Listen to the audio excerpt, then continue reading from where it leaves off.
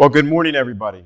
I'm Dr. Michael Martirano, the Superintendent of Howard County Public School System, and I am pleased that we are all here today in person, our first meeting that we've had as a group in person for quite a while, and more than happy to host this at the Howard County Board of Education area. So again, it is now 10 o'clock. Therefore, I will call this meeting to order. Please confirm that the meeting is being live streaming and recorded for the public audience. Can we please confirm that? Thank you. And now we will begin with our roll call of all of our board members. First and foremost, Catherine Klossmauer, the Maryland State Senate, appointed by the President of the Senate. Catherine, are you present? The Honorable Eric Ebersol, Maryland House of Delegates, appointed by the Speaker of the House. Present. Good to see you, sir. Karen Bailey, appointed by the Maryland Association of Boards of Education. Karen, are you present? Dr. Kelly Anderson, school psychologist, appointed by the State Superintendent. Present. Thank you, Kelly. Welcome. Pamela Gaddy, classroom teacher, appointed jointly by the Maryland State Education Association and the Baltimore Teachers Union. Present. Pamela, welcome. James T. Bell, parent of public school student, appointed by the governor. Present. Good to see you, sir, once again. Rafael Lopez, Secretary, Department of Human Services, represented the Department of Human Services, appointed by the Secretary of Human Services. Vincent Chiaraldi, Secretary, Department of Juvenile Services, represented the Department of Juvenile Services, appointed by the Secretary of Juvenile Services. Sheriff Matthew Crisafulli, appointed by the Maryland Sheriff's Association. Present, sir. Thank you, sir. Good to see you. Chief Paul Kiefer, appointed by the Maryland Chiefs of Police Association. Present. Good morning. Good to see you. Leah Thurman Ways, represented the Maryland Assembly for School-Based Healthcare.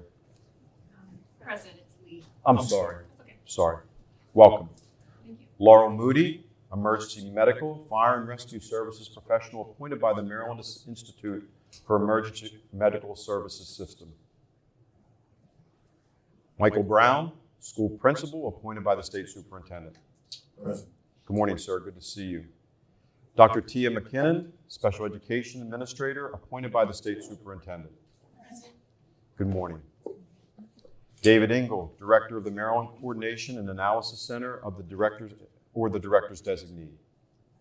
Major great votes impact on the director's behalf. Thank you. Let the notes reflect that. Claire Cabral, student appointed by the Maryland Association of Student Councils. Present. Good to see you in person. Good to see you too. Welcome, welcome. Dr. Sharon Hoover, representative of the Center for School Mental Health at the University of Maryland, Baltimore campus, appointed by the Center for School Mental Health. Dr. Hoover. Megan Berger, representative of the Disabilities Rights Maryland. Present. Good morning and welcome. Thomas E. Albin, non-public school representative, appointed by the governor. Present. Welcome again. Lee Nadine Oppenheim, the non-public special education facilities representative, appointed by the governor. Present. Welcome. Joseph Cormier, parent of a child with disabilities, appointed by the governor. Good morning. Present. Good morning and welcome. And Detective Lawrence E. Smith, appointed by the Maryland Association of SROs. Okay, thank you very much. That is our roll call. Let me continue.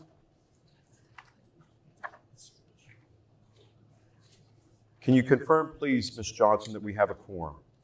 Good morning. Yes, we do have a quorum. Okay, thank you very much once again.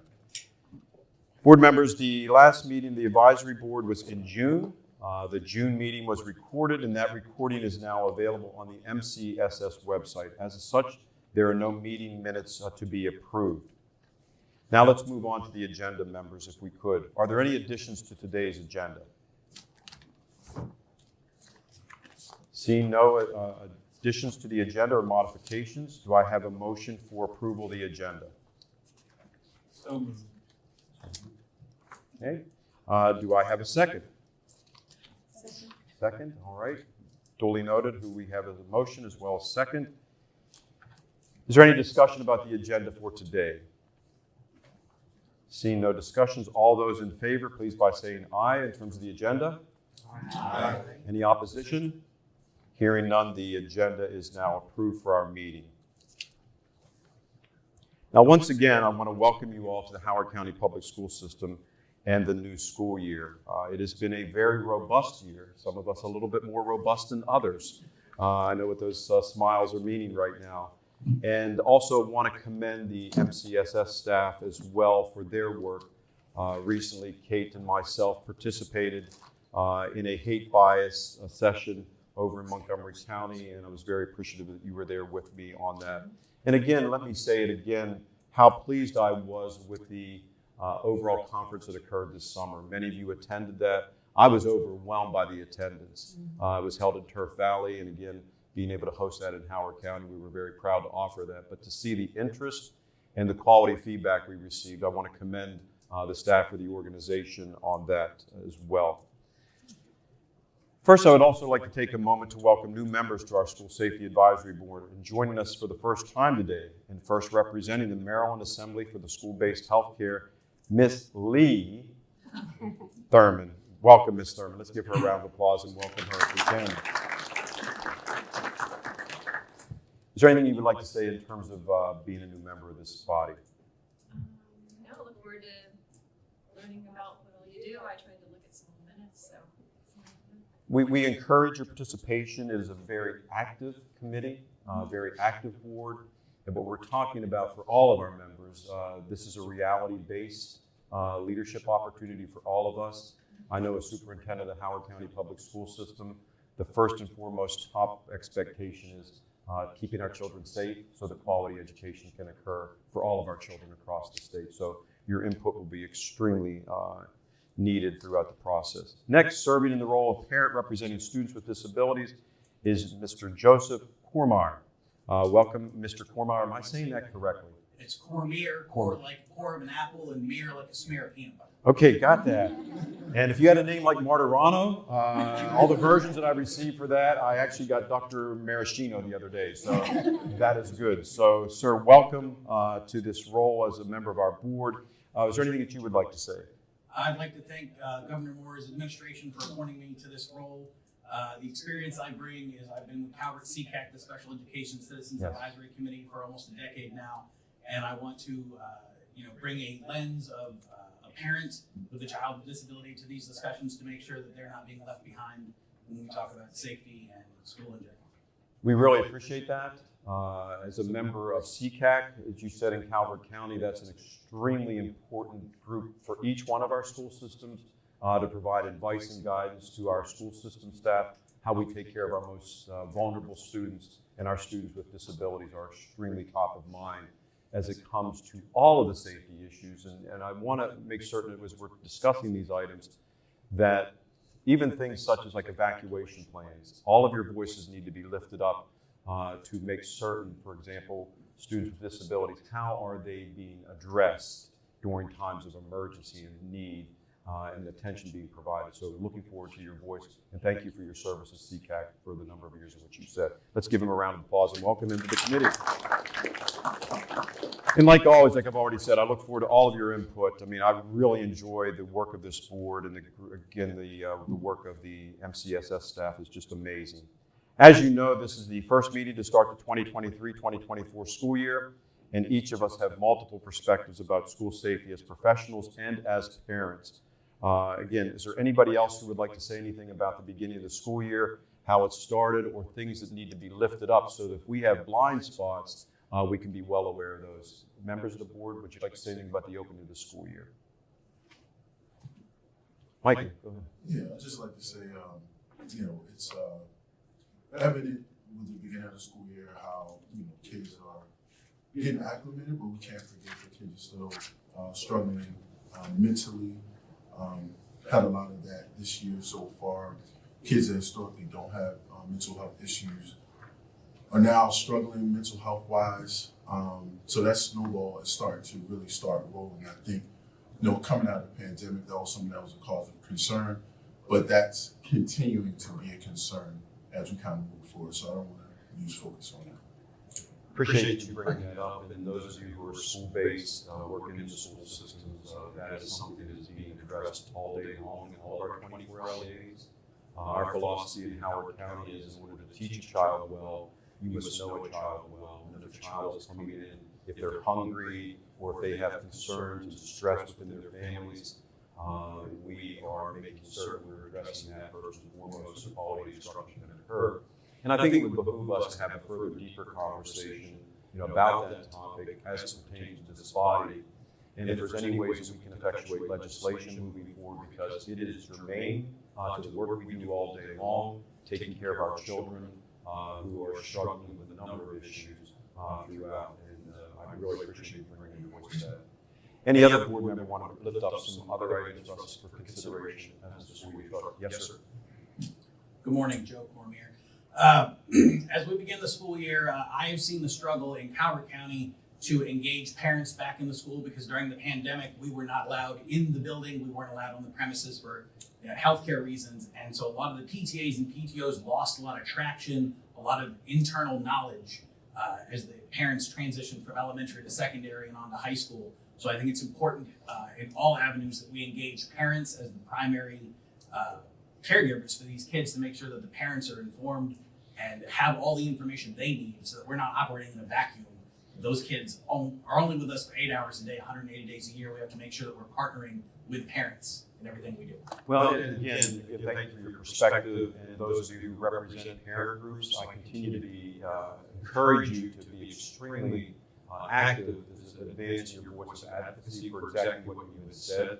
I represent the 24 superintendents, our Public School Superintendent Association, and we are constantly having discussions about engagement with our parents. We view parents as our partner, but also that lapse in what the continual call-outs from COVID is that disengagement has also advanced regression of that involvement. So as members of our state and members of our body, we need to make certain we are encouraging the fact of the need for parent engagement and making certain we're removing the interference of people feeling like they can't get into our buildings, how we allow that to happen so that it's happening in the schools. Because parents are our partners, they help us with what we need with our students. Good point.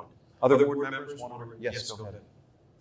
Also, as we're making sure that Pam Gaddy, TAPCO, MSEA, as we're also making sure that we are keeping in mind the struggles that our students are having and the challenges we're having with our parents, we do need to recognize and not negate the teachers who are also having those issues and those struggles in their personal lives, trying to maintain a classroom with students who are having those issues as well. We need to make sure that we are fully supporting our educators in the classroom, showing support, not just saying it, but making sure that the educators are feeling as visible as well. Excellent point. And I agree with you 100%.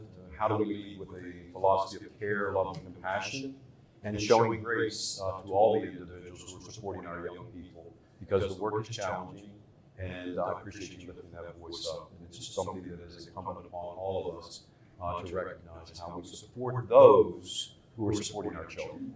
Thank you so much. Other feedback from other members? Yes, our student.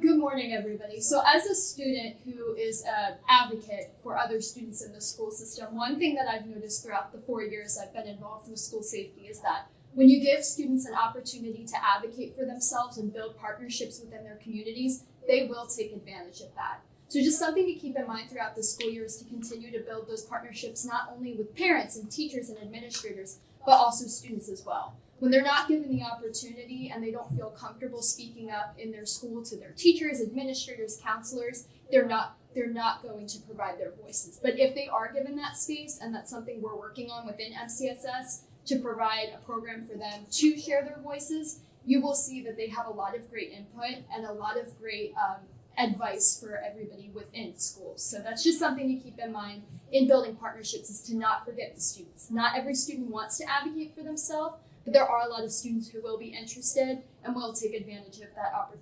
opportunity is given to them. Claire, thank you. Of all the chairs available, did you select that chair on purpose? Because that's where our student board member sits. I didn't know that. It was like, if there was some power of that seat, I It guess. drew you right there. It's like a magnet. But the point that she is making is extremely important.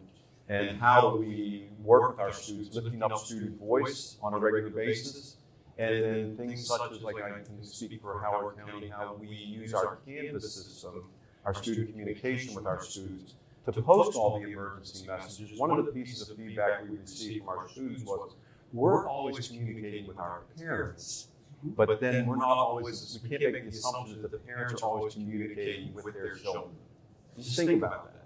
So by virtue of doing that, we've been more cognizant of posting the same items that we communicate to our parents, to our students, and we received a lot of positive feedback from our students on that, keeping them engaged.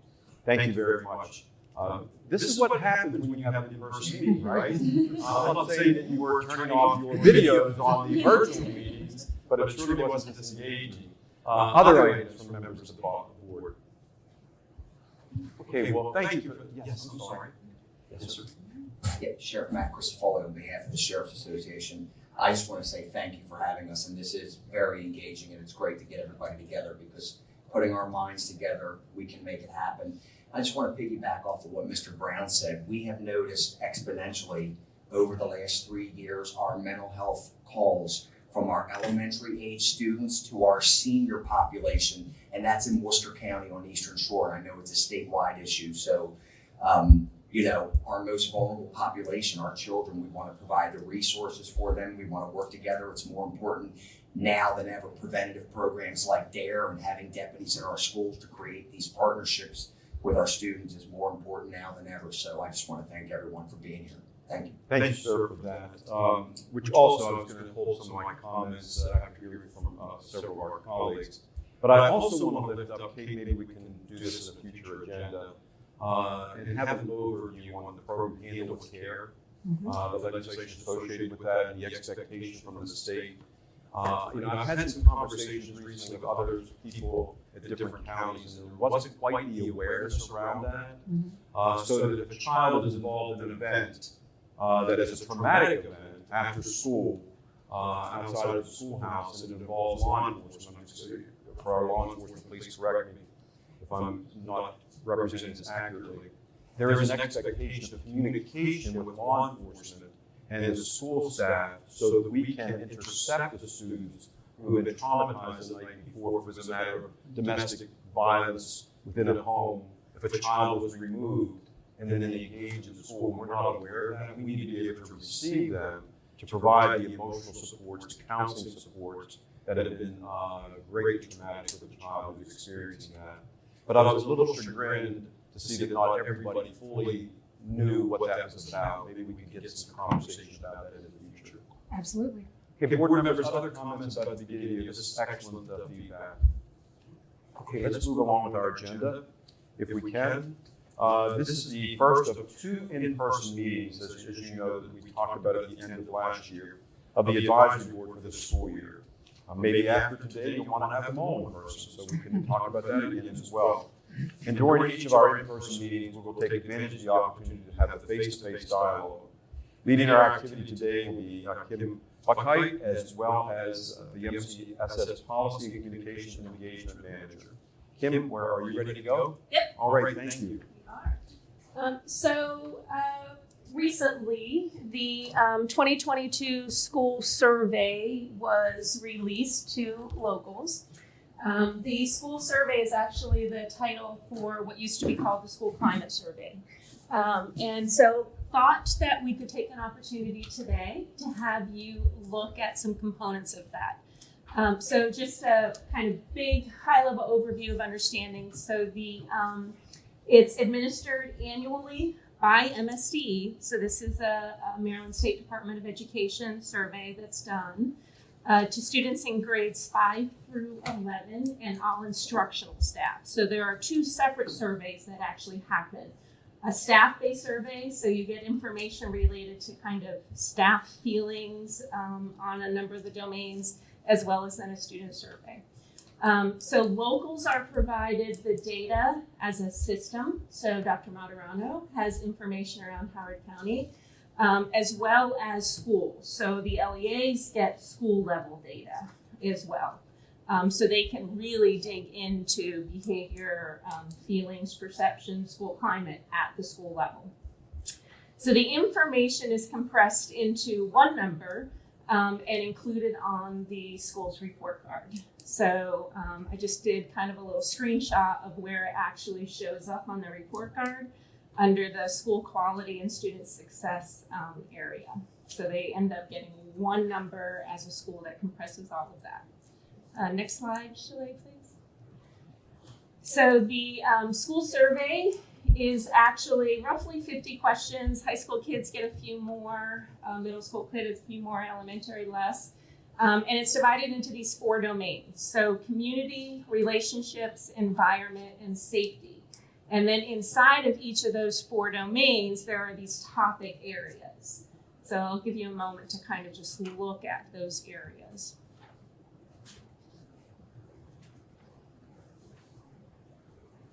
All right, next slide, Shalay.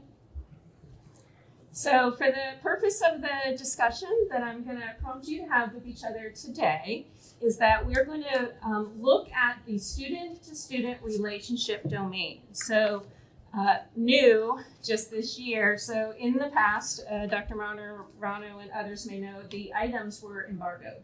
They would not give you the survey items. They actually now are released, so you can actually look at them.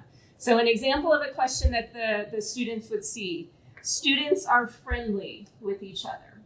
And then they're prompted, it's a 4 option scale, strongly agree, agree, disagree, strongly disagree. Okay, so that's one example. Another is students treat each other with respect.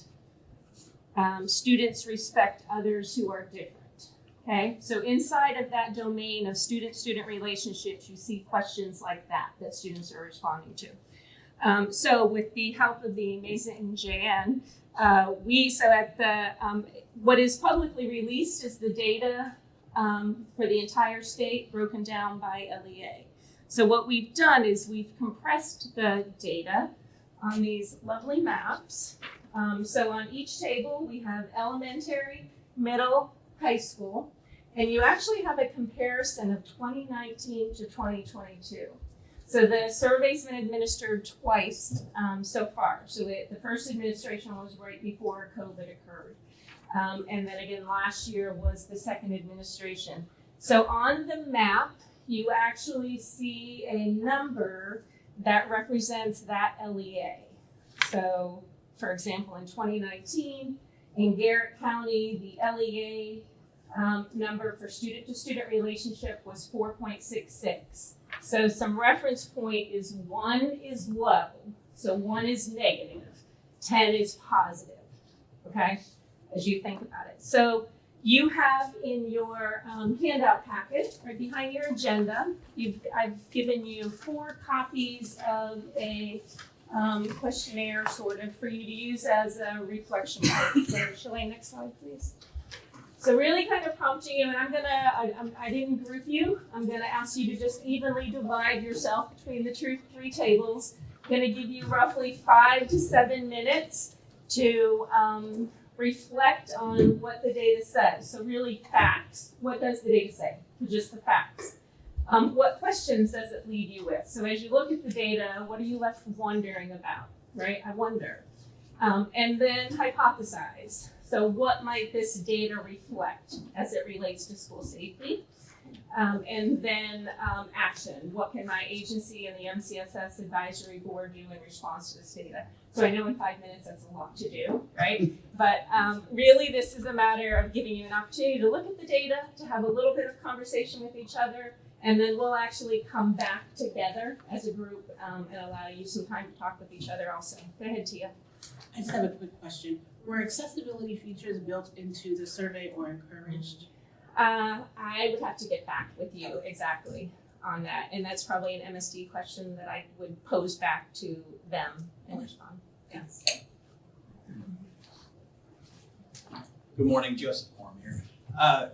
On the first slide, it said for all students grades 5 to 11 and instructional staff. Does that include just certified teachers?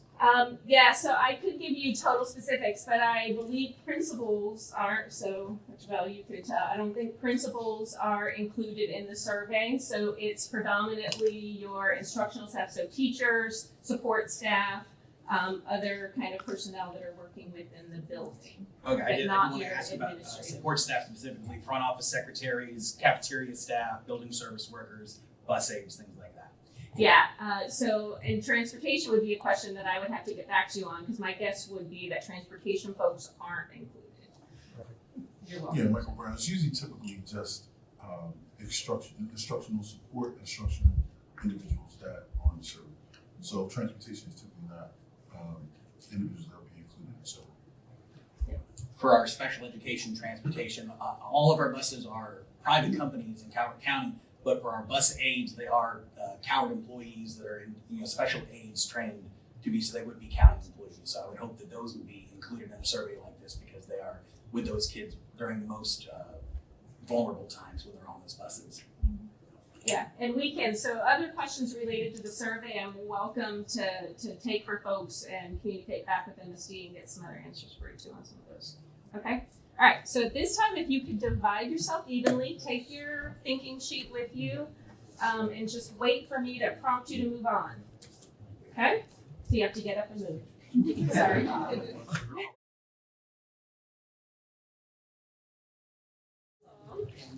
So I heard some question related to kind of perception. So this is perception data, right? It's the what we call qualitative data in terms of students' perceptions. But I did want to select, of all the domains, I really feel that student-student relationship domain, while the physical safety is the other one that I think is very important for us to dig into and looking at that one. But I think those relationships that students are having with each other is what sometimes becomes fuel for conflict, and fuel for some of the behavior that we do see and have been talking about and concerned about. So on that note, some conversation amongst yourselves. So let's just start with facts. So what did the data say? So when you looked at the 3 grade stands across different counties, across the state. Go ahead. What we noticed was and it surprised me, to be honest, in the elementary level, there's a higher level of communication amongst elementary versus middle and high school from the reporting date of 19 through 22. That I was surprised to see that. Right. I think as we continue, board members, our group was wanting for more information. We were providing our own editorial feedback that we wanted to know if there was consistent data collected consistently from amongst LEAs, school to school. Was there a mandated requirement that would interfere with the results in different ways?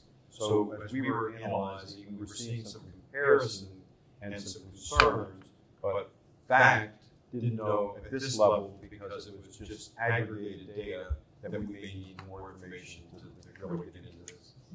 Yeah, and I think that's a great point in terms of, so prior to coming to MCSS at MSDE, really looking at this, trying to support our LEAs in digging into the data, right? So that one number, Dr. Martirano, is 13 high schools. What does that one number collated, right, represent across each of those 13 high schools?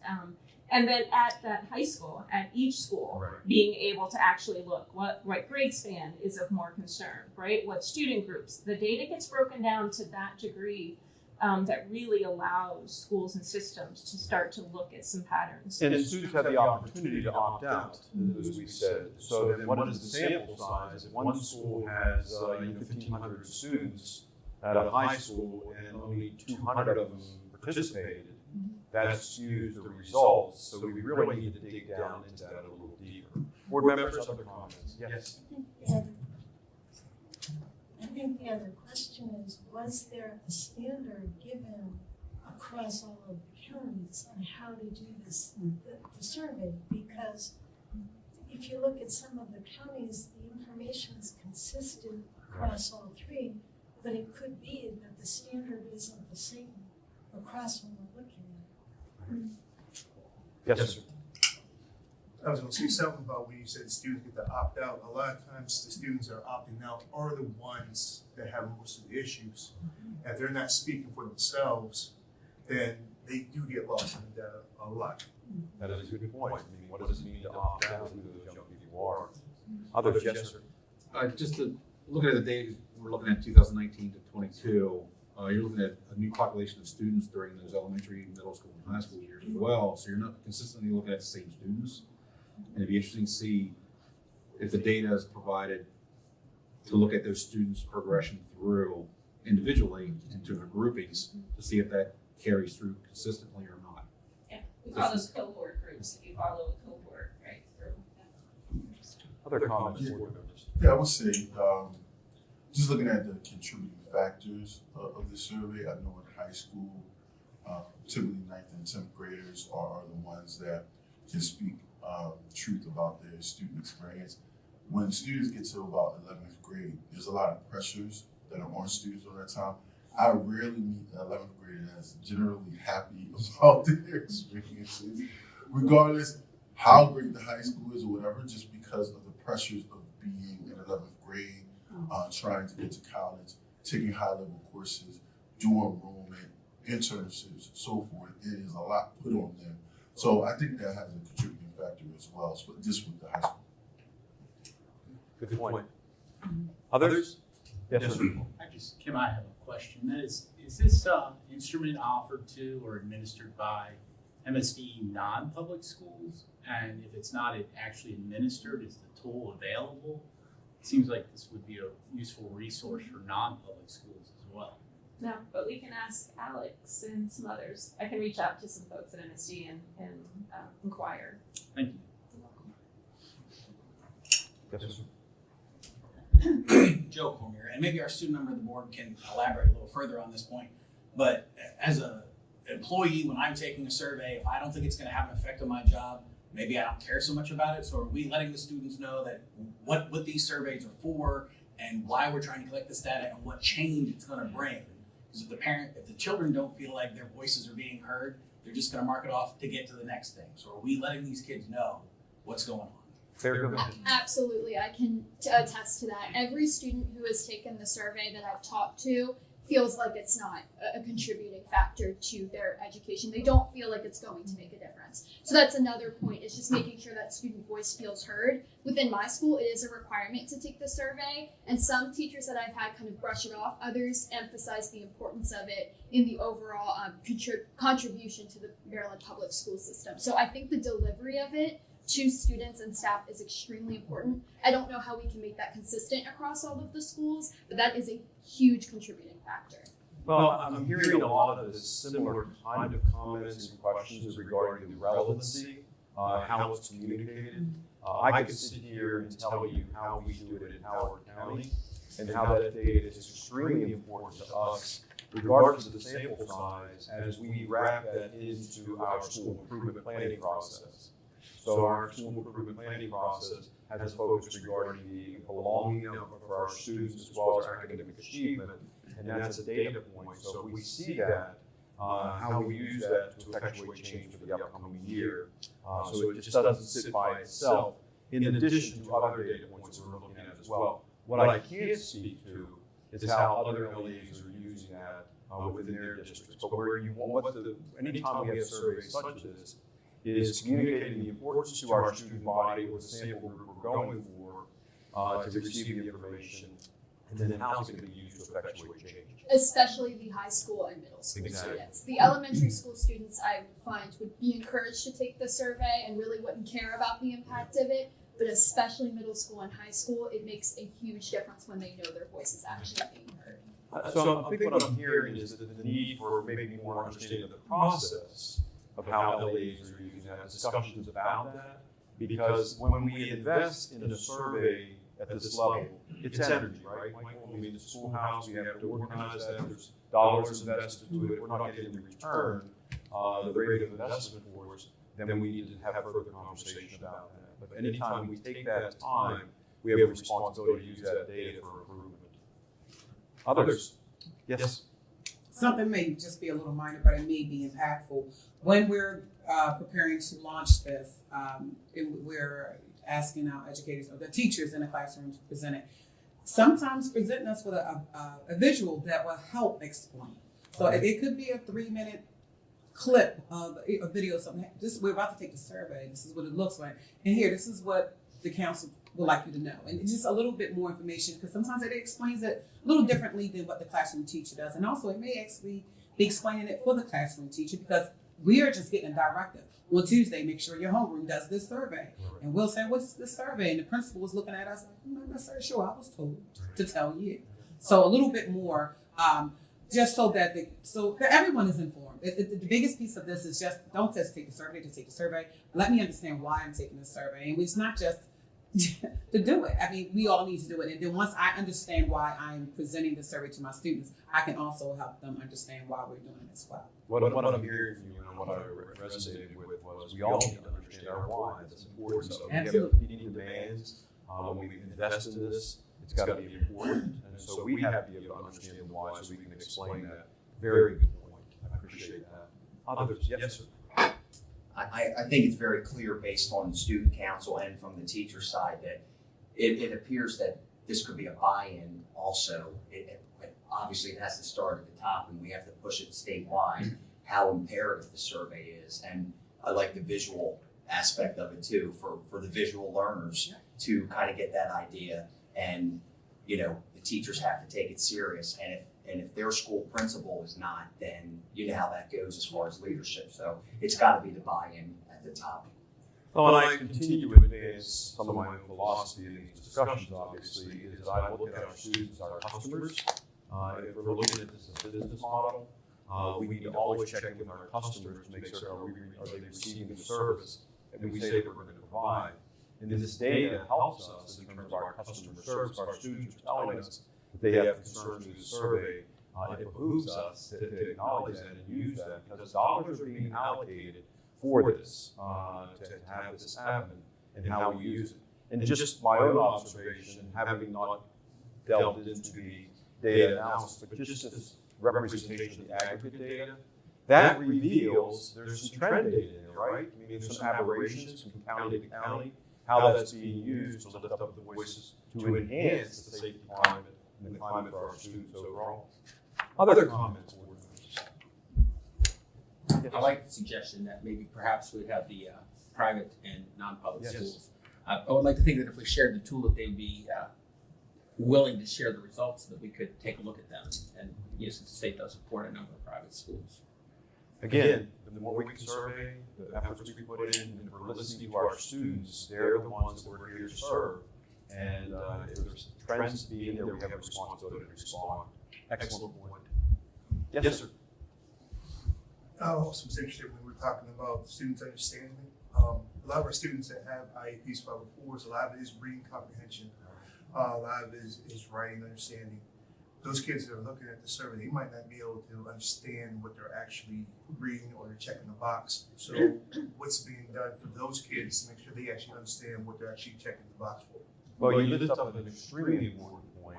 If they're, I'll tie in IEPs as well as 504s. Many of our young people who have identified IEPs and 504s have modifications in terms of their instructional activities. So if those modifications aren't being advanced through a survey, then we can just mark on that as well. So that's an extremely important point.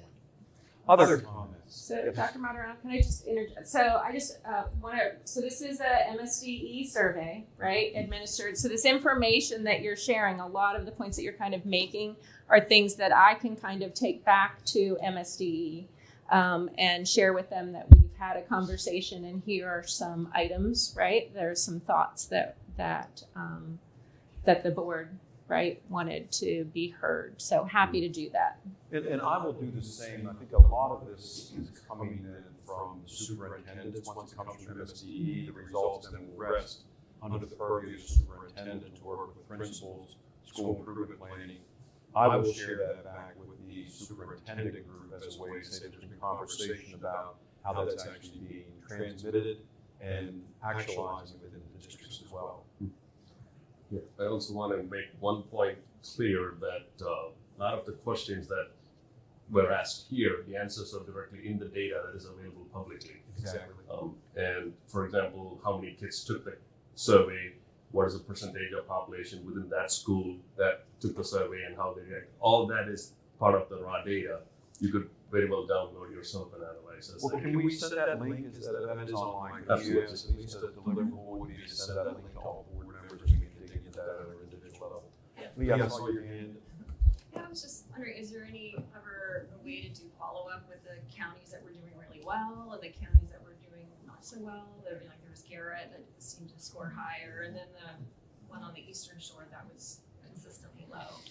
Like, do focus groups to see like what is working in that county? I mean, I know some of it you can't control in terms of school sizes and poverty levels and things like that, but maybe there's things to learn from the high and the low. And I think that goes to kind of those last boxes, right? Some hypothesis and action items. So I think, send it back to Dr. Martirano in terms of if there are items that this board, if there's anything that pops out in terms of what makes sense, right, for us to get involved with.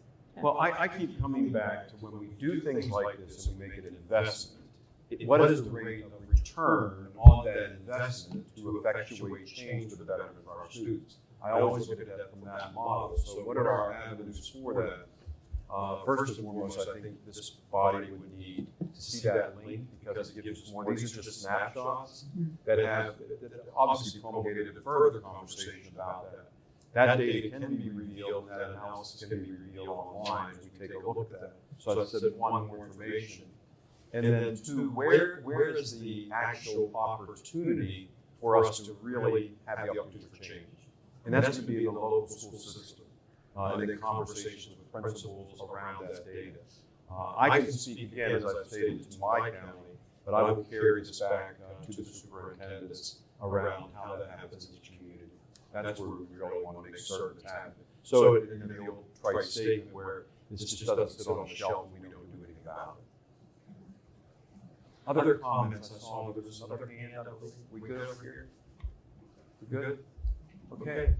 All right, finished? Well, thank you. Thank you for everyone for your participation and insight. This was a very robust discussion. See the advantage of in-person, what it does with it. And I think I found my match. A lot of us are extroverts, so am I. Okay, let's continue to move on now to agenda item 3. As you can follow along, the Safe to Learn Act directs the Subcabinet and MCSS to initiate collaborative partnerships and facilitate coordination among local school systems, law enforcement agencies, state and local government, and community organizations to leverage existing resources to deliver school safety services uniformly to local school systems. We should have a slide up that gives the relegatory references that I'm referring to right now.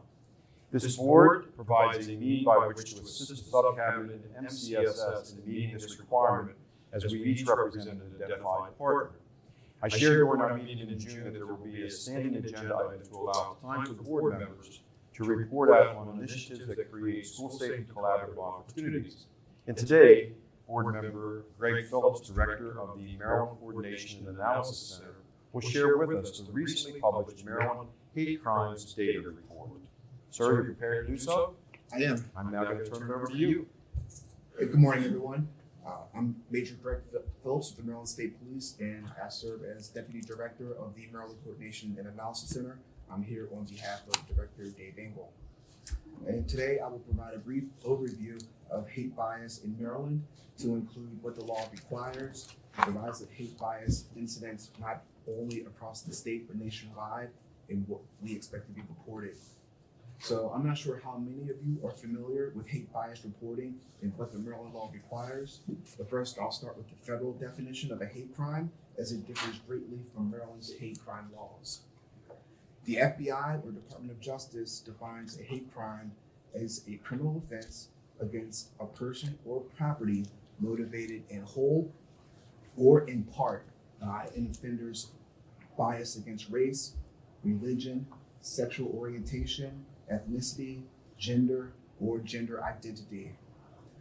Maryland's Public Safety Article 2-307 requires all Maryland law enforcement agencies and the State Fire Marshal's Office to provide the Maryland State Police with reports relating to incidents seemingly directed against an individual or group because of race, color, religious beliefs, sexual orientation, gender, disability, national origin, and also homeliness.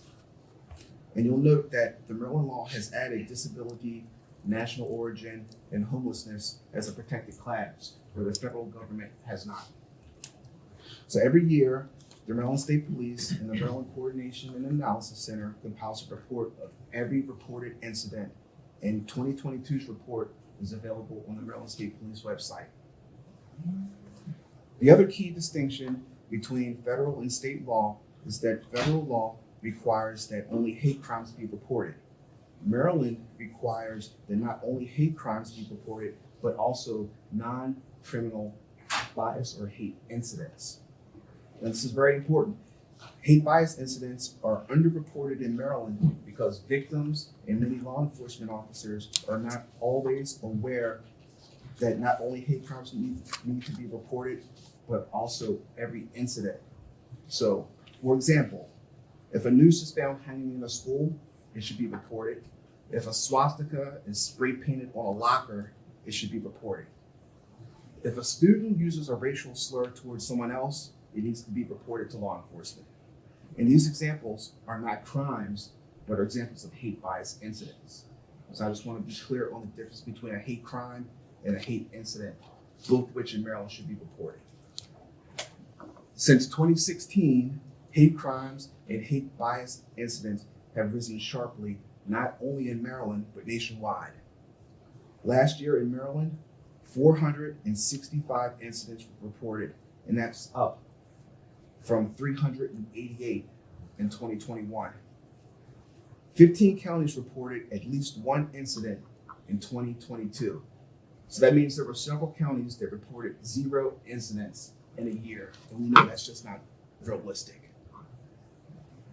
Some counties are better at reporting hate bias incidents than others. The 4 top reporting counties are Montgomery County, reporting 159 incidents last year. Baltimore County reported 98. Anne Arundel County reported 57. And Howard County reported 53. And these 4 counties account for 78.9% of all reporting. So it's not that these counties had more incidents, these counties are just better at reporting them. Race, ethnicity, and ancestry account for almost 62% of all reported incidents, with anti-Black or African American accounting for 219 incidents last year. Historically, anti-Black or African American, anti-Jewish, and anti-gay male are the most targeted. Reporting shows a significant increase in anti-religion bias reporting. In 2021, there were 57 incidents. In 2022, there were 105. That's almost an 85% increase. Specifically, anti-Jewish incidents are up from 48 in 2021 to 77 in 2022. And sadly, juveniles make up 19.2% of the victims in these incidents, but are also 17% of the offenders. Regarding hate bias incidents, vandalism and verbal intimidation are the highest incident classifications. As far as the location of these crimes and incidents, last year, private residences followed by elementary and secondary places of education led. Pending any questions for me, I'll leave you with this. To effectively combat hate bias crimes as well as incidents will require engagement from all sectors of our communities. And I remind you, it's imperative to schools, religious institutions, citizens, and community organizations to work together to develop and employ strategies to strengthen data collection and reporting. So I'm going to take any questions you have. Very good. Thank you for the report. Let me just add some editorial comments before we open up to our board members. Thank you for the detail.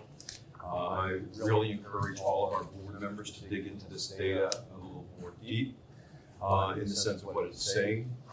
You have been very clear, and I want to be emphatically clear, that there is a distinction between a hate incident and a hate crime, but both of them have reporting requirements to law enforcement. And there is, the first step in recovery is acknowledging we have problems, is that there is a major inconsistency of how data is reported. When you were talking about the various counties that have the numbers of which were reported, does that necessarily mean there are more incidents in those counties? Does that have to do with the reporting? You've been very clear that the ones that have zero, we know things are happening in those counties that just aren't reported, and how we advance. In the top three, of which you talked about, African American, anti-Semitic, and then members of the LGBTQI community that are being harassed consistently. And I can say anecdotally that tracks the activities within our schools. What we're seeing in society, what we're seeing within our schools is there. And I really was looking forward to this presentation today. Kate and I had the opportunity to serve as panelists with the superintendent in Montgomery County to talk about that. And I was very emphatically clear about how we resolve the inconsistency of reporting data in our state. At the same time, creating a restorative culture for our young people that does not contribute to the pipeline to PRISM and educating individuals. So there's this ongoing dialogue about how we report, how we handle, but the need for consistency of the reporting. So excellent job. Board members, I would like for you to ask questions and make comments as well. Sir?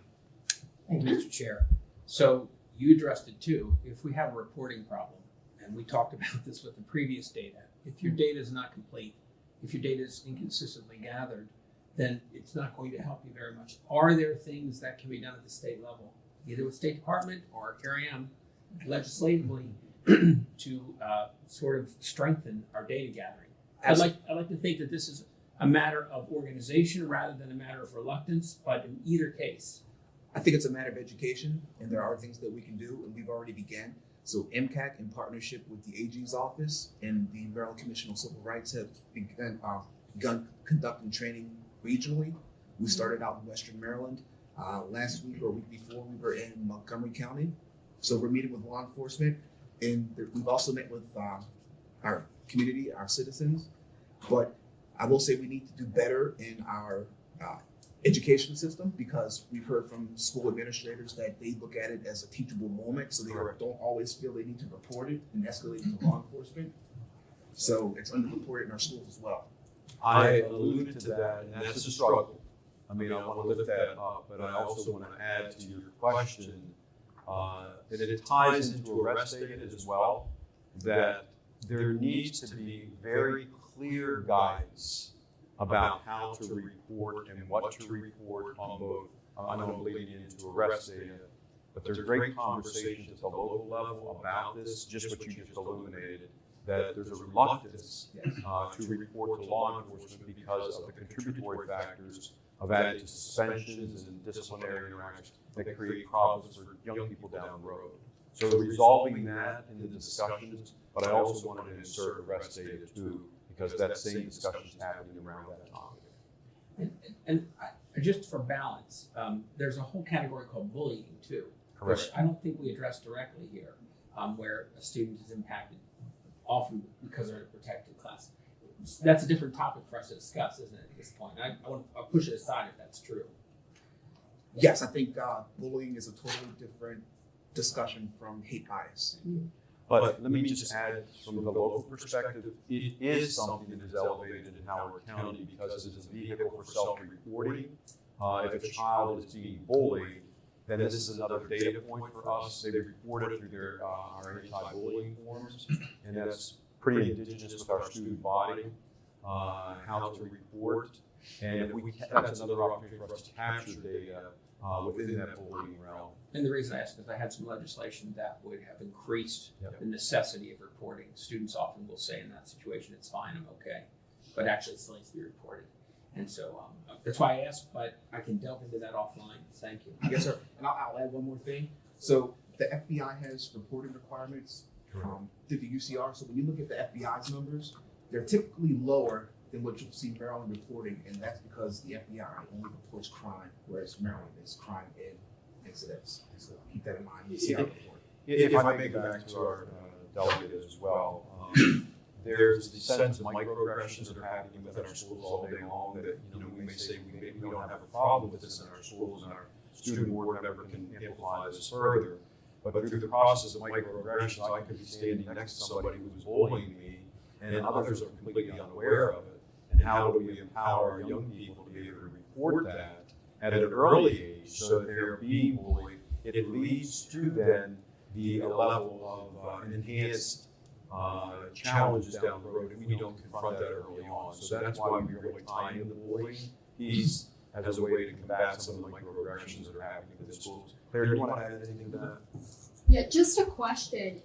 Are students able to report these hate biases and incidents? Absolutely. Okay. I think that's definitely something from, as you said, an education standpoint that needs to be emphasized. I didn't really know what a hate bias or hate bias incident was until I got involved with school safety my freshman year. And I think a lot of students are unfamiliar with that term, so when they see that they should be reporting something referred to as a hate bias, they may not know what that means. So I think that educational piece is super important because, again, that just goes from a standpoint of just connecting students with those resources and making sure they understand that when they report something, it will contribute and it will assist them in solving their issues within their schools. Excellent point. Board members.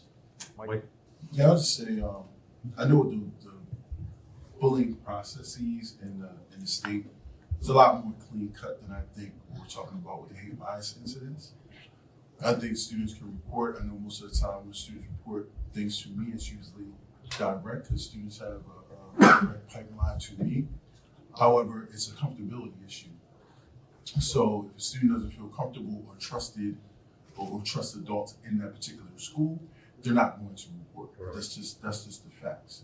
And so creating a similar platform where students can self-report, similar to bullying, cutting out the trust issues with staff, I think is really going to be important with this particular issue.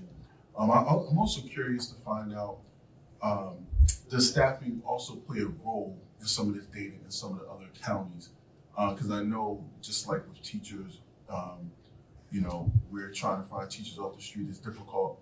Does that have some impact on the data, new officers coming in, not having as many officers? And also, what's the process of them writing the reports? I know anytime an officer has to do something, I got to write another report. And how long does that take? And is that discouraging for them as far as the process of reporting? I think it's a lack of knowledge or training. Because an officer who responds to a swastika spray painted on a garage door, they're going to do a report, but they do it for malicious destruction of property. So they're going to do the report anyway, but they don't know it's also a hate crime. Yeah, exactly right, sir. That's, Thank you. Yes. Well, I have 3 questions. Yes, ma'am. The data that you the report that you just gave, that information is coming from the school system, or is that coming from private citizens of these reports? So the way information comes into the Maryland State Police, when a local or state law enforcement agency is notified of a hate crime or incident, they write a report, and by law it's required to be sent to the Maryland State Police. The state police compiles all of this information, and MCAC produces the report annually. So this if it were either private citizen and or? Absolutely. Okay. So it could be a citizen calling the police, it could be the school system reporting it, it could be a police officer just self-generating the report, but it's all gonna go to the Maryland State Police Central Records Division, where it's sent over to where I work, MCAC, and we produce the report. Thank you. And then the second question I had was, how are school systems are being encouraged to report? More so, and I may have gotten a little bit of it as other people were talking. And what I believe to answer my question is the education of knowing that this is hate crime, this is incident, they're both the same level to report. It still has to be reported.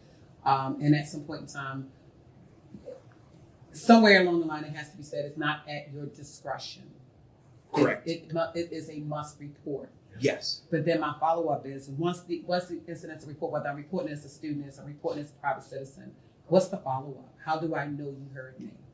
So I can't speak to every law enforcement agency, but the Maryland State Police, when we receive a report of a hate bias crime or incident, within a day, an investigator reaches out to the victim, and then there's also follow-up within 2 weeks to 30 days to make sure there's been no retaliation.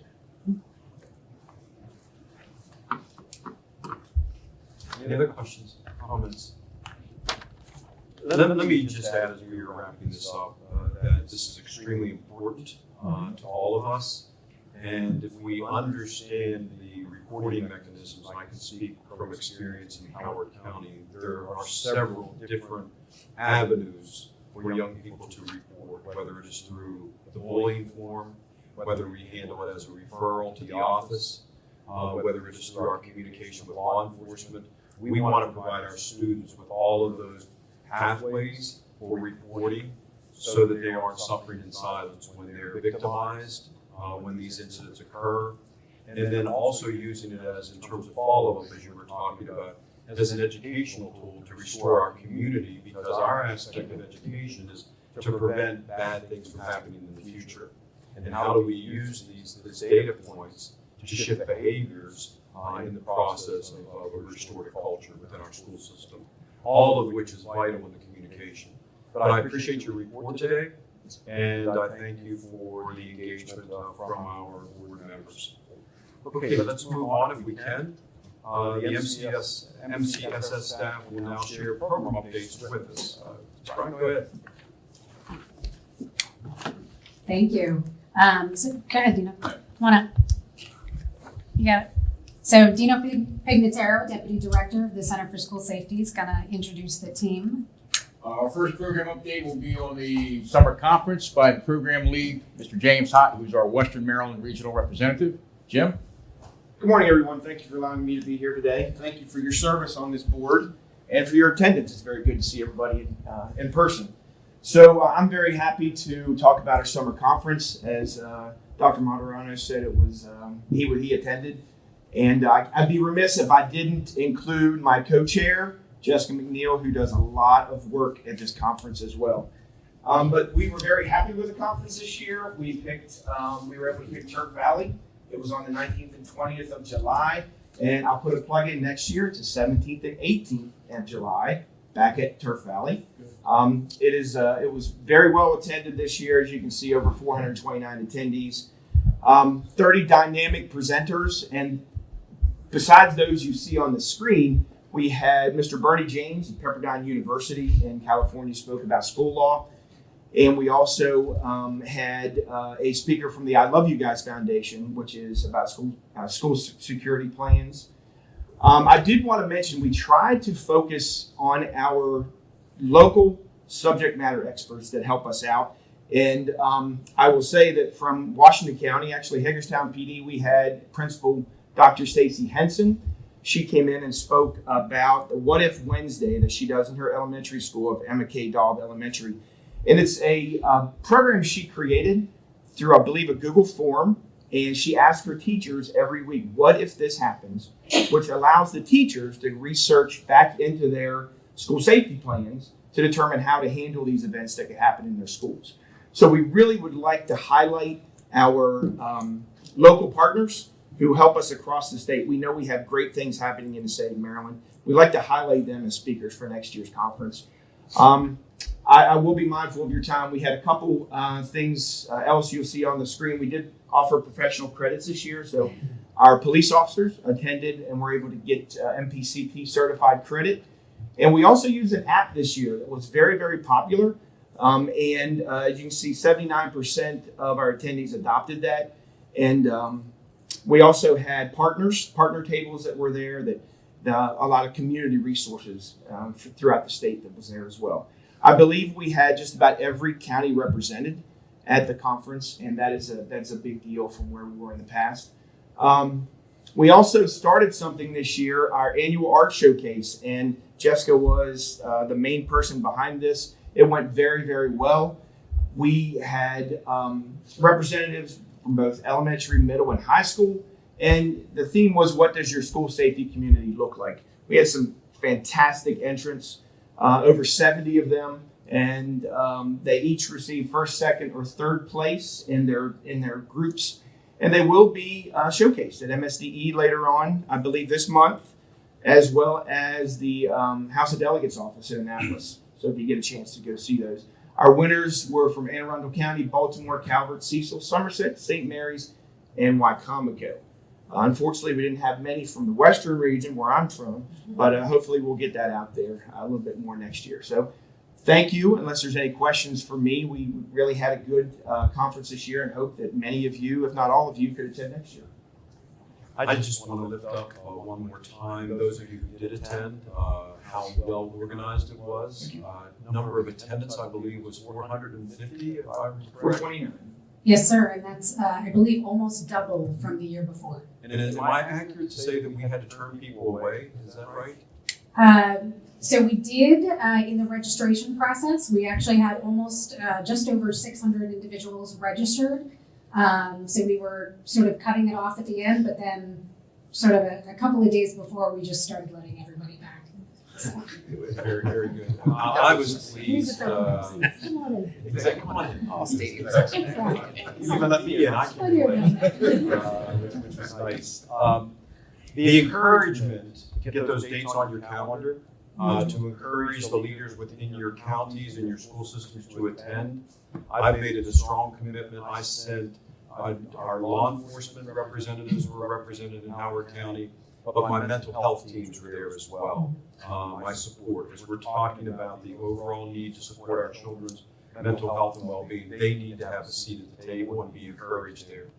And I was just intrigued and overwhelmed by the presentation from the parent, from Sandy Hook.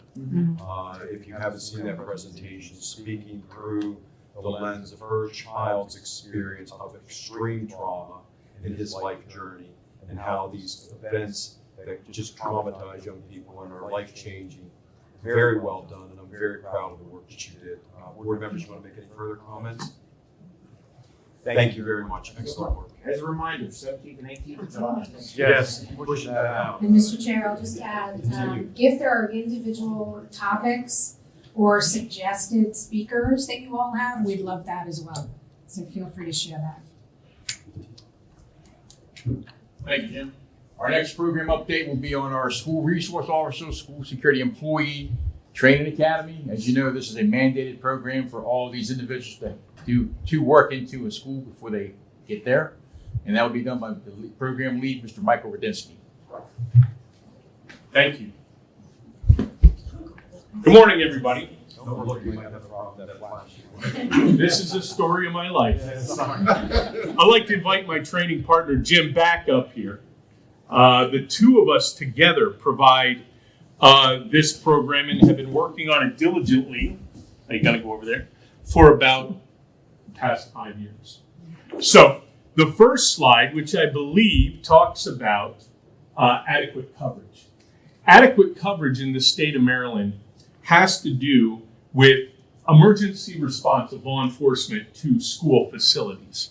Adequate coverage can be the time that it takes for law enforcement to respond there in case of an emergency and who will respond, as well as if a school resource officer is assigned full-time to the facility. Adequate coverage has many forms across the state. And the one thing that you'll find actually amazing is just because there's an SRO from one agency inside the building, that doesn't mean that that would be the adequate coverage department responding if there was an emergency. Because of the way Maryland is broken up in its 169 or so police agencies, there are sometimes jurisdictions that are so close to one another that the SRO from one jurisdiction will be in their school, yet a police department is right across the street. So they would be the ones that provide adequate coverage. 79% of our schools in the state of Maryland have adequate coverage, and I believe, although the slide's not up, I believe around 20% of our schools have full-time SROs. There are not full-time SROs in schools. I was pretty close. I'm looking up here now. So that's what adequate coverage is. Now, it's important to understand also, next slide, please, that SROs have to be trained in the state of Maryland, as well as security employees. We call them SSEs. Now that is defined by the Safe to Learn Act. As you see, a school resource officer is defined as a law enforcement officer that's a member of a law enforcement agency recognized through the public safety article in the state of Maryland, who's assigned by a memorandum of understanding to a public school or a Baltimore City school police officer. They're the qualifiers for school resource officer. This is very important because prior to this definition in 2018, there was never a definition for school resource officer in the state of Maryland, as well as there still isn't across the country. And what that means is many times people are qualifying school resource officers, although they have not been highly trained as are here in Maryland now. Next slide. A school security employee, in contrast, is a person employed by the school system that provides security services to the school. Now, we found it imperative in developing our training. Both need to be trained. We felt it imperative to train them in the same room. It's very important that they know each other's role and what each other can do intimately, so they don't expect things out of one another that they can't deliver.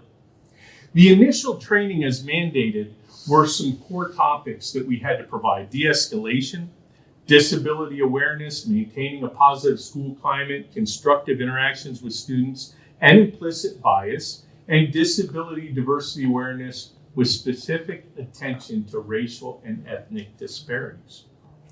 We saw this and we knew immediately this wasn't near enough training. This was just the tip of the iceberg as to what school resource officers and school security needed. Next slide, please. I'm looking at the way that this is laid out. The 40-hour curriculum, and it's confusing to me because it's police certified. It was actually 35 hours of lunch worked in, so it kind of threw me. But the initial program was a 40-hour program which was developed after we met with a group of over 1,000 residents, professionals in the state of Maryland, and they told us and fed us information on what they felt school resource officers and school security employees needed.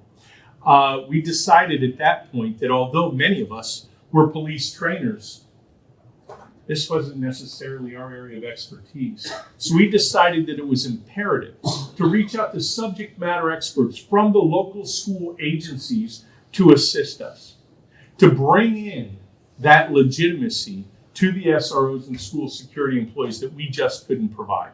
Next slide, please. If you notice the topics, these were the original topics that we trained on. And the topics in orange, yellow, they're the subject matter expert topics that we had the subject matter experts actually create the curriculum and deliver the curriculum. Now, the one thing that we find when we provide this curriculum, especially to law enforcement officers that have never operated in a school environment, is that over the time period of the training, we see a transformation. We see a transformation from a reactive law enforcement officer on the street to a proactive law enforcement officer that has a greater empathy for the needs of our students in the state of Maryland. As you see, hate bias is one of our core topics that we teach, and that was provided by our former legal counsel, Dawn Ludke. And it still is by video, and we're working on remastering that. Currently, there's a lot of these things. This is a constantly evolving process. Next slide, please. We expanded the training to a 70-hour program in 2022. This was in response to a call from legislators who questioned why DARE officers got trained in 80 hours and school resource officers were only trained in 40. And it was in response to feedback from our SROs and school security that said, give us more education. Give us more and prepare us better for the schools. So we built in numerous courses, one of them called Normative Adolescent Behaviors, which teaches them what's normal for teenagers, what is not criminality. Understanding intellectual developmental disabilities. Pathfinders for Autism provides that for us, and they do a fantastic job. And an expert, a mother of an autistic child, teaches with them. Her name's Jen Lynn, and she has a perspective that's important. Now, all police officers need this training every 3 years. They get 3 hours. We give them 4, and we realized that we had to because they spend 8 hours a day with children. The police officer on the street just shows up for a 20-minute call.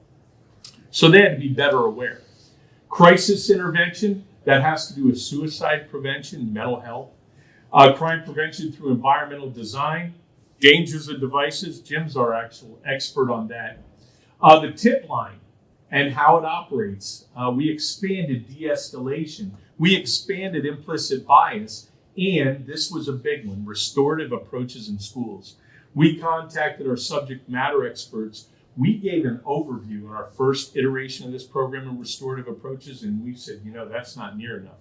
So now they get 6 hours, which is spent in restorative circles, learning to provide restorative approaches to our students as an alternative to discipline and arrest. Next slide, please. So I think I'm going to pick up here. We do have our subject matter experts who we couldn't provide this training without. You can see some of the areas up there that have helped us in developing this curriculum and still help us to deliver the curriculum. One that's not up there that has been vital to us is the Frederick County Public Schools. They provide our restorative approaches. They provide our diversity and disability awareness classes, as well as other classes, school law as well. So we couldn't do this without our subject matter experts. And one of those subject matter experts actually sits on our panel who helped with our behavioral threat assessments.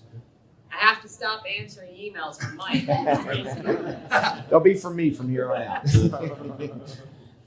Next slide, please. So you'll see we keep our numbers, and you'll see that since 2019, we've trained over 1,500 individuals to be in our schools, whether it be school security employees or our school resource officers. You see in 2020, we had low numbers because we started in 2019 with our in-person class of 35 hours, and then we went completely video for the entire year. We did a lot of work that year. We went completely video that year, part of 21, and then we brought our classes back. As you can see, the numbers are going up. I will have you look, our numbers of security employees are going up as well, as many counties across the state are employing more and more security officers. And in the future, so this year we have 1 class remaining. It's going to be in Hartford County this month. Will be our last class for 23. We have 7 classes next year scheduled. 3 of them will be in the central part of Maryland, 1 Baltimore, 2 centrally to Montgomery County, and then 1 in the north, east, west, and south. We try to go to our police officers because it's very difficult for a 2-week training, 1 week of Zoom, 1 week of in-person. It's very difficult for the school systems as well as the police agencies to let us have that personnel for that time. We do have an adequate coverage class that's being built from what Mike was talking about with adequate coverage. Next month, we have an SRO supervisor class that will be held that has been requested by our SRO supervisors. And we have professional development training going on at all times. I believe that's it in a nutshell. Any questions? Sir. Good morning, Joseph Cormier. First, I want to uplift Pathfinders for Autism. They're an amazing organization for our parents of students with disabilities here in the county. They also offer really great training called What to Do During a Traffic Stop. Calvert CCAC was able to bring them down and do that in Calvert County. To follow up on your point about bringing law enforcement resources out of the county for these trainings, a lot of things we hear at the county level, the county commissioner meeting, is these are unfunded mandates from the state. Yes, we want all our SROs to have 80 hours of training, but who's paying for it? Because we don't have any money left in the county coffer. We're going to pull from. We're going to pull from a school safety budget, or we're going to pull from our SWAT budget. Where is this money coming from? So is that something our legislative group can help funnel some more money toward that training so that it's not coming out of county coffers? We actually have had counties apply for our grant funding and receive our grant funding to provide training to their SROs and security. And we do provide our training free. It's just coming to the class and getting the time and the travel expenses for those that are outside the regions that where we have the training. And the Safe to Learn Act does include $10 million a year for school resource officers, and that includes their training. So that each of the counties can apply for that as well. We have also curtailed the program into a 3-phase program. Phase 1 is 16 hours of online video. Phase 2 is 28 hours of Zoom. So the only travel would be for the 28 hours of live, which is the next week. Okay.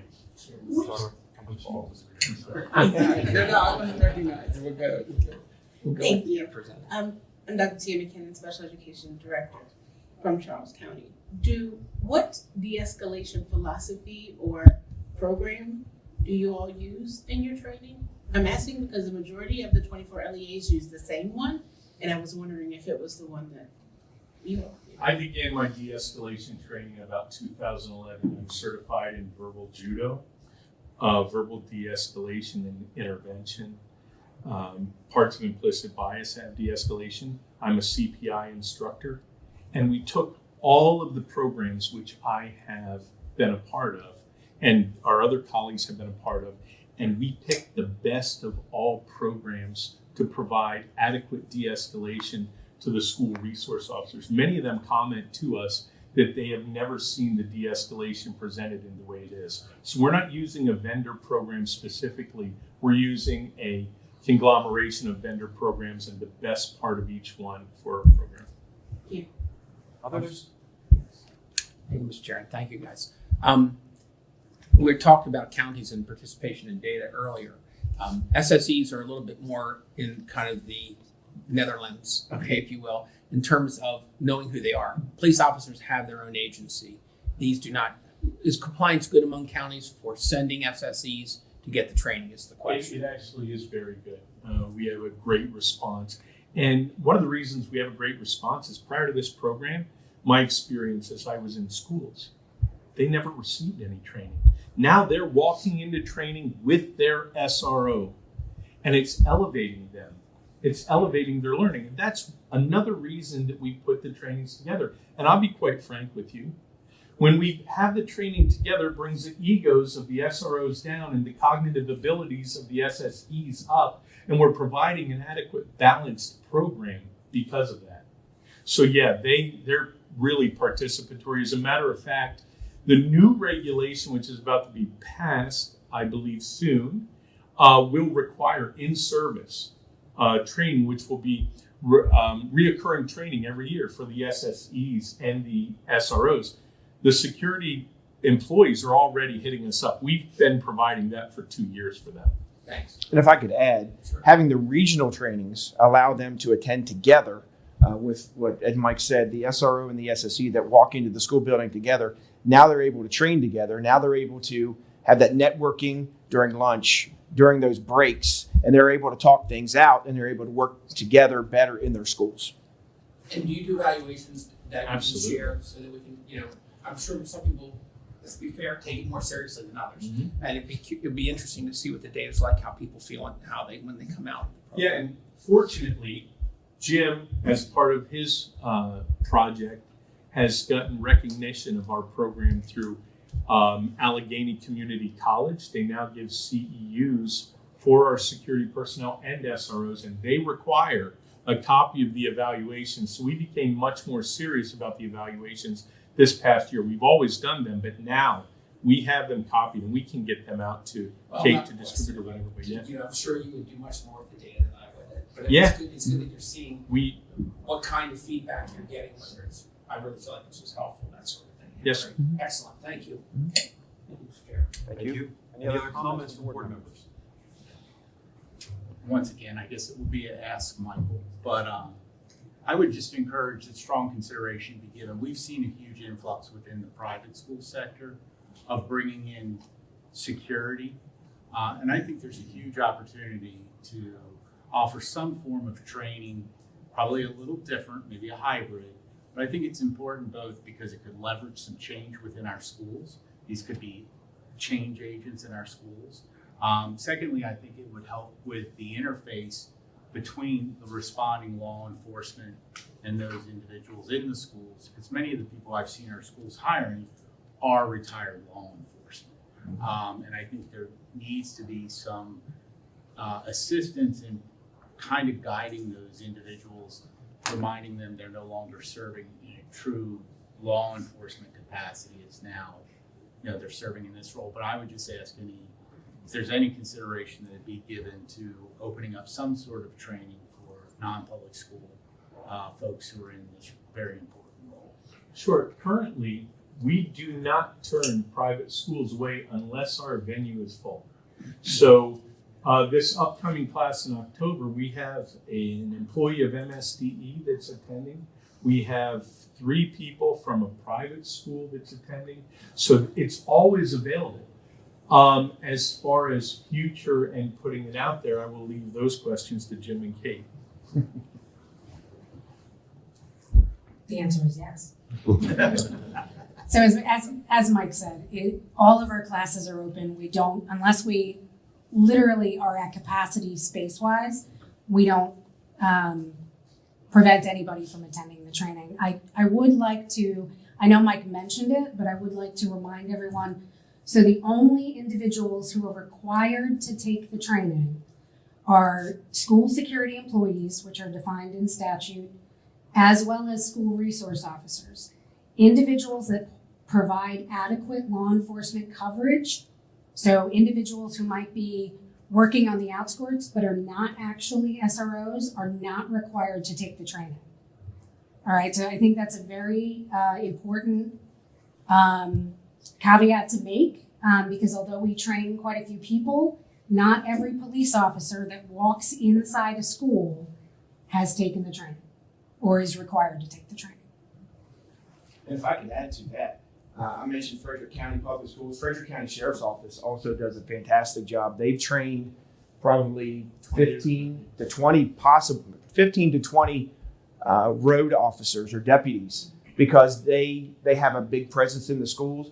And if they have one of their SROs missing one of those days, one of those road deputies would come into the school. So they've gone over and above, and they've trained a lot of their deputies in our training as well. So that's always open as long as our facilities that we use we can house them all. Any other comments from board members? Yes, sir. Joe Cormier again. As a parent of a child with a disability, the last thing I want to get is a phone call saying, your child's in the front office in handcuffs, please come up here.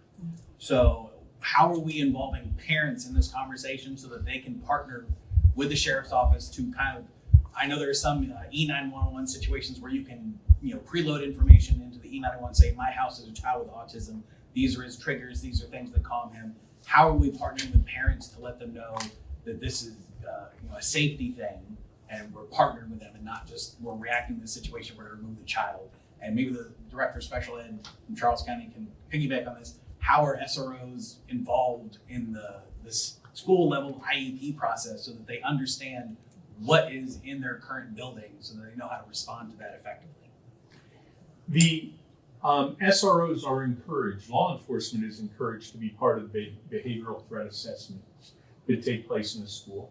Obviously, we give training on disability and diversity awareness. It's actually Courtney Hatcher from Frederick County Public Schools that has a list of initials behind her name about that long. And she covers extensively IEPs, 504s, how the SROs should be involved.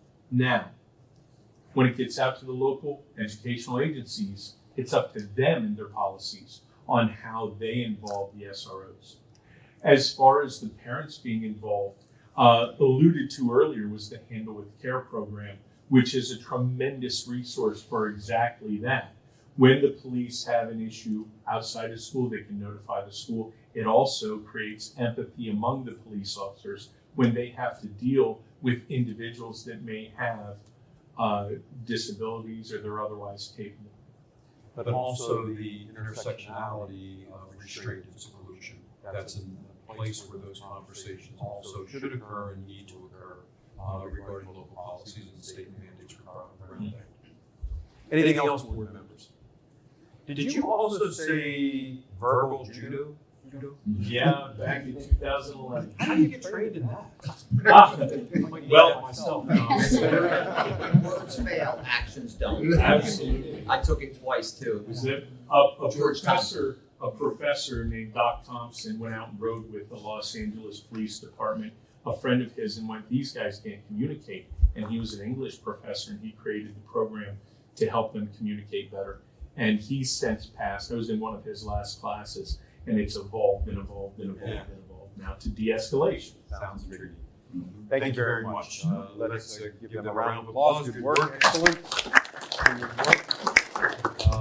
Let's also continue to move forward on our agenda. You have one more. Sorry. Real quick, I have fortunate news for the advisory board. Unfortunately for MCSS, Mr. Raditsky is moving on to a new place of employment. Fortunately for Howard County, he's coming here as their emergency manager. You have to call that out. You're getting somebody highly trained. Thank and he can hit the ground running for you. And for those who don't know, so the SRO training program that exists now would not exist at all without Mike. So prior to joining MCSS, he started this program while he was still at public safety, correct?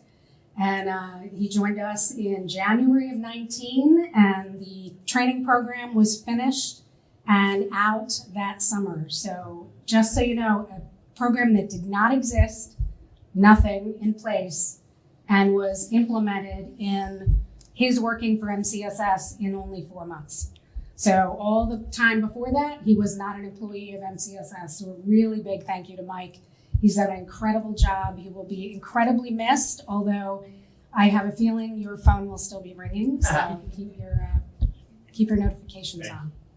Well, I didn't know that was going to go public today. I've been ducking my director in the last couple of interactions, but you will be loved here so much. So, Thank you, sir. Yes, very well. Thanks. All right, let's continue to move forward if we may. Once again, thank you to our MCSS staff for the program updates and your ongoing efforts to expand and improve upon the work happening. I'm so impressed with the entire division and the work which you do. Board members, I do need to bring something to your attention. It has come to my attention through our analysis that this advisory board currently does not have bylaws that help define the manner in which we conduct our business. I believe that this is important to ensure continuity and productivity in the future. At this time, I would like to request that our counsel, Ms. Johnson, and our director, Director Ryan, develop a draft of bylaws for our review for our next board meeting in December. Ms. Johnson and Ms. Ryan, Director Ryan, do you believe that this can have a draft proposal for our review at our December meeting? We do. Okay, thank you very much for that. And I look forward to reviewing that with the members of the board. We want to make sure we're solid with our bylaws. Board members, we will now prepare to adjourn our meeting and go over some logistics. The next subcabinet meeting will be held in person on November 13, 2023 at the MCSS Windsor Mill office. And I know our team will provide directions and instructions for the actual meeting. The subcabinet meetings are open to the public, and advisory board members are always welcome to attend. The next advisory meeting will be virtual. The next advisory meeting will be virtual on December 4, 2023. At this moment, do I have a motion to adjourn? So moved. Delegate, thank you. Do we have a second? Thank you. All those in favor, say aye. Aye. Anybody opposed? Okay. Let's just go without question. What a robust meeting today. I thank everybody for your participation. The productivity has been excellent. I do see that there are some goodie bags here for individuals to take as well. There are. So those of you who were not able to join us for the summer conference, you get some treats with you today. So there's some information about some of the programs we have available. There's some, you each get a Tervis cup. So one of the programs that we have, so Mr. Brown, as we talked about, Safe Schools Maryland, another mechanism that students, staff, individuals can use to report hate bias incidents or concerns. So that's just another mechanism. So the communication and website and phone number on your Tervis cup. So please share. Very good. You guys, you get goodie bags. This meeting is now declared adjourned.